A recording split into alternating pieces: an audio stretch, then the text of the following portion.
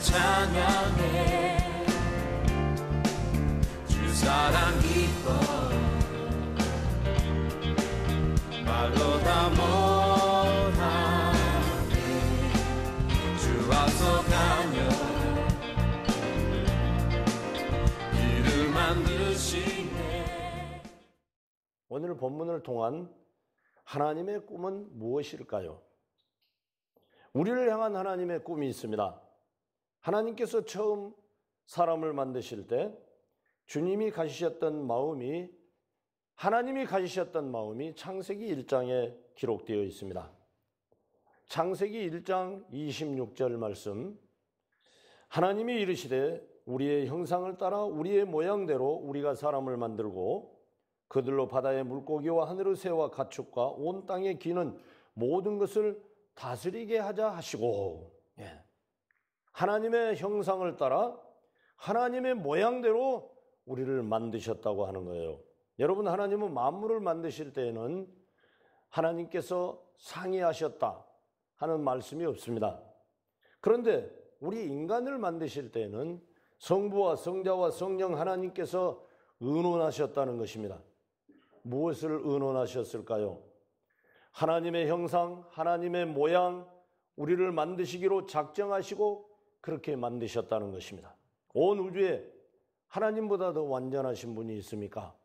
온 우주에 하나님보다 더 온전하신 분이 있습니까? 온 우주에 하나님보다 더 아름다운 분이 계시겠습니까? 온 우주에 하나님보다 더 영화로우신 분이 계시겠습니까? 하나님은 바로 우리에게서 이 하나님의 완전하심과 하나님의 아름다우심을, 이 하나님의 영화로우심을 구현해 내시는 꿈을 가지고 계셨다라는 말씀입니다. 이것이 바로 우리가 하나님의 영광스러운 모습, 하나님의 아름다운 모습, 하나님의 온전하신 모습으로 세워져야 한다는 것입니다. 하나님은 우리에게서 하나님의 모습을 보고 싶어 하십니다. 하나님은 우리에게서 하나님의 사랑을 보고 싶어 하시는 것입니다. 하나님은 우리에게서 아름답고 영화로우신 하나님의 모습을 보고 싶어 하시고 기대하고 계신다고 하는 사실입니다.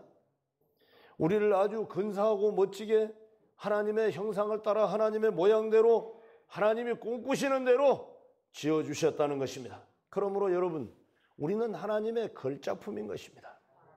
나는 못나고 못 배우고 못생기고 못하고가 아니고 하나님의 모양과 하나님의 형상을 따라 나를 지으시고 나를 통해서 하나님의 그 모습을 하나님이 보시기 위하여 꿈을 꾸셨다라는 말씀입니다. 하나님께서 대제사장의 예복을 만드시는데 여러분, 이 예복에 하나님의 꿈이 담겨 있습니다. 이 예복을 만드시면서 하나님께서 특별히 명령을 하십니다. 출애굽기 28장 11절 말씀.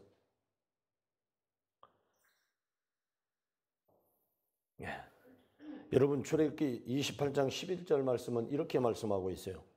보석을 새기는 자가 도장에 새김같이 너는 이스라엘 아들들의 이름을 그 두 보석에 새겨 금태에 물리고, 12절, 그 두 보석을 에봇의 두 어깨바지에 붙여 이스라엘 아들들의 기념 보석을 삼되 아론이 여호와 앞에서 그들의 이름을 그 두 어깨에 메워서 기념이 되게 할지며, 그렇게 말씀합니다.